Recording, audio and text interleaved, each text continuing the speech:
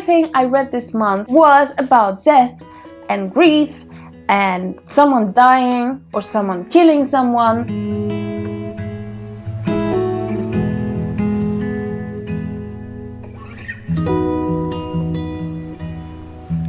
Hey guys, it's Anna. Welcome back to my channel. Today's video is going to be my July wrap-up, and July was a really good reading month for me. I managed to finish 7 books in total. Altogether was over 2,500 pages, so I'm really pleased. I think there's a lot to talk about, so without further ado, let's just dive into it. So the first book that I managed to finish in July was Where the Crawdads Sing by Delia Owens. This book was super hyped up when I first started reading it, and I had so many great things before I dived right into the book, and in the end it did disappoint me a little. Didn't really live up to my expectations just because they were so high. But in the story we follow Kaya, who is a girl who lives in the marsh. She's been abandoned by her whole family and she has to make her living and survive in the marsh without anyone's help. And in the second timeline, which takes place some years after Kaya's been abandoned by her family, we follow kind of a murder mystery that happened in the nearby town. A body of a townsman is found near the marsh and the police obviously automatically suspects Kaya. I really love the writing style of the parts when we follow Kaya because it's so full of passion, and we just can feel that the author is really passionate about the nature, the marsh, the wildlife, and it all comes through. I really dislike the writing style in the other chapters where we follow the murder mystery. It just felt dry, didn't feel like nothing, it just felt very descriptive and I did not enjoy it. I really like Kaya as a character. She's so intelligent, so smart, so resourceful. She managed to survive on the marsh on her own, being a small child. These kind of protagonists we need more of. But I think what I really didn't like about this book was the very ending, in which everything gets explained. And I think in this kind of story, especially when you read it, you kind of feel what I am talking about. I think an open ending would work very well when the reader has to think about what happened and just decide for themselves what was right or what actually happened, and not really having a very detail served on a silver platter. So that was a little bit disappointing, but overall I gave this book 3 out of 5 stars. If you're interested to hear my in-depth thoughts about this book, I have a dedicated book review, so go and check it out. The second book that I picked up in July was The Road by Cormac McCarthy. This is a post-apocalyptic story, and we follow a father and a son who are walking down this road down south. I think what they want to do is get to Florida or somewhere by the ocean, because the world has all burned down. Everything is burned, all the houses have been abandoned, people have left everything, and the people who are left, they're just moving down the road down south. There's no food, there's no water, there's very little supplies, and this is the world we are in. I heard so many great things about this book, how terrifying the world is. The more you get in the story, the more terrified you get. I did not feel terrified, not even once. No, I'm lying. There was one scene that I found myself really scared or disturbed more like, and that was the basement scene. For all those of you that read it, you probably know what I'm talking about. I was just so underwhelmed by this story, and I understand why people love it. I really do understand. For me, it just didn't work. I found the writing style really strange. The way he writes this story just didn't work for me. First of all, there's not much happening at all. They're just walking down the road and just scavenging for food. Sometimes they're meeting some people. Especially in the second part of the book, there was so many descriptions of what the father found in a basement or in some kind of boat or whatever. So many descriptions of what kind of screws or just tools that he finds or ropes that he finds. To me, it was completely pointless to the story. I also found this book really repetitive, and the writing style was just super repetitive. We constantly hear from the little boy that he's scared, that like literally on every second page the boy says, "I'm scared, Papa." And I understand that he's scared. Like, I can understand this. The fact that he says this 1,000th time, it doesn't really makes me feel more scared or fear for the child. Maybe it wasn't the best time for me to read this story, but it just didn't really hit the right spots, and I don't know. I gave this book 3 out of 5 stars. I think it was a solid book, but nothing too great, as so many people say it's the best book that they've ever read, and no, not for me, definitely. I thought it was okay, but didn't really impress me that much. In July, I also read my first ever horror book, which was Pet Sematary by Stephen King. For Pet Sematary, I had a reading vlog, my first ever reading vlog, and I recorded my reactions and my thoughts during reading this book. So if you want to find out my kind of live reactions, go and check out the vlog out, because it's really fun. I think it's really fun. I honestly never thought that I will like a horror book this much. In this book, we follow a family who just moved in from Chicago to a small town in Maine, and at the back of the property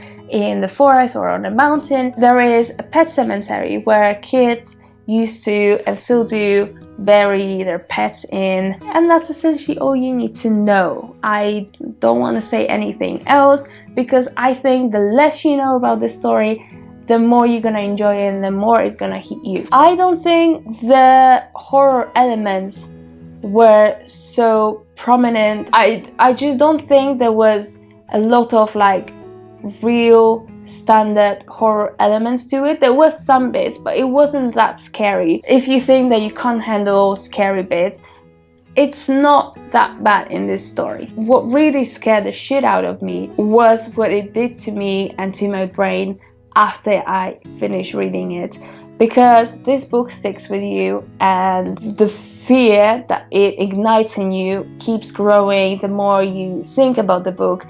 And the problem is that you can't stop thinking about the book, because it just consumes you, but also makes you scared of just basic human emotions. And it was done so brilliantly, and just pick this up. I'll definitely be picking up some more of King's novels, because I love Pet Sematary so much, and I'm still in shock, and I'm still scared about what happened. And yeah, King. From then I picked the second book in the Bastan trilogy, which is The Legacy of the Bones by Dolores Redondo. So this is a second book in a mystery trilogy. I read the first book in June, and I just immediately knew I have to pick up the second book. But the second one I loved even more. Oh wow, this was so mind-blowing. So I'm not gonna say much about the plot, because it's obviously a sequel, but we follow again Amaya Salazar, who was the main inspector in the first book, and there's some more creepy stuff happening in the Basque country where we are set in. There's more gloom, there's more creepiness. I think there's even more folklore and more mythology. There's more mystery. There's more of everything, and it's just mind-blowing how it all comes together. We got to learn so much more about Amaya's past. It's just mind-blowing what was happening and what happened to her as a child, and what is actually happening to her right now as she's the adult. There's still so many things that we don't know, and as Anita and I said in our like chit-chat review about the first book, these books, even though they're mysteries, they're not really focused on the murders or the mysteries or the crimes that are happening in the books. What's most important is the main protagonist, Amaya, who is so intelligent, a great detective, and I love her so much. She's just such a fascinating person to follow, and I'm so happy I picked up the second one straight away because I got on this excitement train. I can't get off until I reach the end. I'll be picking up the third book next month, in August, and so excited. Please read this trilogy if you haven't already. I know it's not a popular trilogy, and definitely it's not popular here on BookTube, but if you like atmospherical mysteries with a hint of folklore, mythology, and a little bit of like kind of spiritual, paranormal element to it, definitely highly recommend this series. So good. 5 out of 5 stars. After that, I picked up Everything I Never Told You by Celeste Ng. So this is a historical fiction slash mystery novel. We are set in the 1960s, 70s I think. Woo! What? 70s. The story is set in the 1970s, but we also flash back to early times, so 1960s as well was correct. The story starts in 1977, and one of the children from a mixed Asian and white American family is found dead in the lake, and we follow the family as they're trying to navigate their grief and trying to overcome the grief and the loss that they've experienced. But this story is so much more as well. Apart from being about grief, it's also about the difficulties of being a mixed race child. It's also about parents projecting their unfulfilled dreams onto their children and how harmful these kind of relationship can get. It's a really short book as well. I think it's under 300 pages, but it was really impactful for me. I don't even understand why it hit me so hard. I feel like I was getting really emotional reading the story, and I was feeling so bad for Lydia, who was found dead, who from one side has the mother who wants her to be a doctor and who says that studying is the most important part of her high school experience and in general her life. And then on the other hand, she has the father who tells her that being surrounded by friends and being understood and being around people is the most important. And Lydia is trying to please both of her parents at the same time. The relationships within this family were really harmful, and it was just so sad to follow. And also because the parents come from two racial backgrounds, the kids are left out from everything that they do because they don't fit into the strictly white kids, but they don't also fit into the Asian kids. For me, it was so sad and so heartbreaking to see how things like this affect even the youngest children. Again, the story starts with death, but it's not really about who done it or what happened to the story. It's much more of a psychological portrait of each member of the family. It was just so good. I gave this book 4 out of 5 stars, and I'm really happy that I like this story because I have another novel by Celeste Ng on my shelves, Little Fires Everywhere, and I'm really excited to be picking this one up as well. This is the kind of literature that really gets to me because I was feeling emotional throughout this story. Also, I just realized that everything I read this month, or almost everything I read this month, was about death and grief and someone dying or someone killing someone, and I'm just thinking, what is wrong with me? Okay, the next book that I finished in July was The Nickel Boys by Colson Whitehead. This is again a historical fiction. It's about this Nickel Academy. The Nickel Academy was a reformatory school for boys who misbehaved or made some petty crimes while being underage. And the story is set in the 1960s, I want to say. Our main character, Elwood,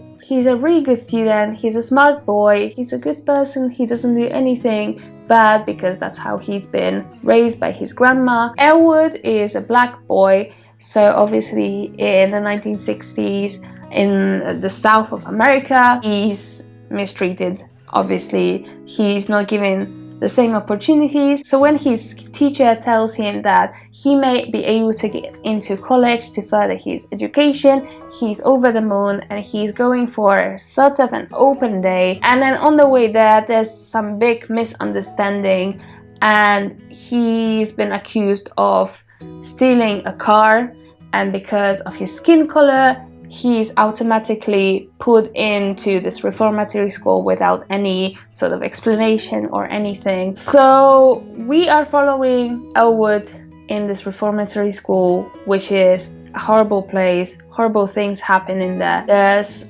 physical and mental abuse in there. The conditions that the black boys are living in, because obviously you have the white and the black boys kept separate. What happens in there is so horrible, and we just follow Elwood as he's trying to survive the school. Yeah, I'm not gonna say much more because again, this is such a short read. It's just over 200 pages. So I don't want to spoil. I think the storyline and the plot was really well crafted, and the ending was just like, I was definitely not expecting it, and really enjoy the ending. My only criticism is that it read sometimes like a non-fiction book because of the very dry and the very fact after fact way of writing that Whitehead has, which from one hand it made it much more terrifying because it felt like, and it was actually based on a real story, or at least based on real school that and things that happened in that school. But on the other hand, it made me feel really distant from whatever was happening, and I could never really associate or at least feel as much for the characters because I was just very distant from them. I think it's a really important story, and I think it's a very important thing to know about and part of the history that not many people, or most of the people, don't know about, and it's really worth your read. I really do recommend it. I gave it 4 out of 5 stars. And then the final book that I managed to finish in July was My Dark Vanessa by Kate Elizabeth Russell. This book was amazing. So in this book we follow Vanessa in 2 timelines. So we have Vanessa from year 2000, who is a 15-year-old girl going to boarding school, and she starts a relationship with her teacher, with her English teacher. And then we follow Vanessa in year 2017, who is obviously a grown-up woman already, and there are some allegations starting to come up regarding the teacher, that he's been abusive towards some other of his students. This story is such a wonderful depiction of how these dysfunctional student-teacher relationship work. And it was perfectly shown how little by little Vanessa was pulled into the destructive arms of her teacher, and how he manipulated her throughout her being in the school and throughout their relationship. But even after they stop being in touch, stop almost all the contact, he still has power over her. It felt so real and it felt terrifying because this happens so often, and it's just so sad and terrifying. I really loved the slow burn of this book. This was obviously a character study, and we got to see what a survivor of this kind of abusive relationship is dealing with and is going through, and how the oppressor manipulates their prey into making them feel like everything is based on consent, and how everything has been done the rightful way, even though it was actually not. This is such an important book, and I absolutely love the way it was written. It was always on the verge of getting into much details, but never really crossing that line. It was really hard-hitting, made me think a lot about what was happening, how people are reacting to things like this still, how unsupportive some people can be, or how dismissing some people can be. I also love the ending, felt real, felt right, It was just so perfect. I also have a dedicated spoiler-free review for my Dark Vanessa available on my channel, so I'll link it up here for you guys. So go and check it out if you're interested to hear my more in-depth thoughts about this book. But wow, obviously it wasn't a happy story, but it was so real and so well written. I gave this book 5 out of 5 stars. This is probably the best hard-hitting contemporary I've ever read in my entire life, and I highly recommend you pick it up as well. Okay guys, so these are all the books that I came to talk to you about today. Let me know in the comments if you've read any of these and what were your thoughts about it. Also, as always, thank you very much for watching and being here, and if you enjoyed this video, don't forget to give it a thumbs up and subscribe to my channel. Thank you very much for watching, and I'll see you again with another video soon. Bye!